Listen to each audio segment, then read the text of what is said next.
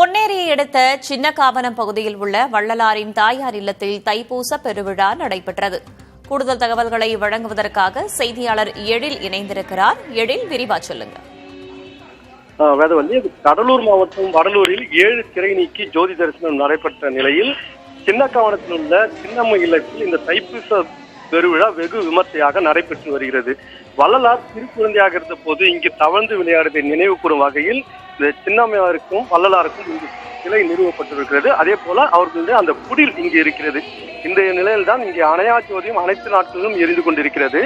இந்த சின்னகாவனம் பகுதியில் சன்மார்க்க சத்திய ஞான சபை ஏற்படுத்தப்பட்டு இங்கு ஆலயம் கட்டப்பட்டு நாள்தோறும் 3 வேளைகளும் பொதுமக்களுக்கு இந்த அன்னதானம் வழங்கப்பட்டு வருகிறது. இந்த நிலையில் தான் இந்த சின்னகாவனம் பகுதியில் உள்ள வள்ளலார் தாயார் இல்லத்தில் இந்த தைப்பூச பெருவிழா சன்மார்க்க கொடி நீதி கொடி ஏற்றப்பட்டது. இங்கே சுற்றி இருக்கக்கூடிய மக்கள் மட்டுமல்லாமல் திருவள்ளூர் மாவட்டத்தில் பல்வேறு பகுதிகளில் இருக்கக்கூடிய மக்கள் இந்த விழாவில் பங்கேற்றிருக்கிறார்கள். இந்த முக்கியமாக சிறப்பு என்றால் நாள்தோறும் அன்னதானம் வழங்கப்படும். இன்று நாள் முழுவதுமே இந்த அன்னதானம் வழங்கப்பட்டு வருகிறது. பக்தர்கள் பாராயணம் செய்து வருகிறார், அகவல் பாராயணம் செய்து வருகிறார்கள். அதே போல ஜோதி தரிசனம் பார்த்து வருகிறார்கள். தகவல்களுக்கு நன்றி எழில்.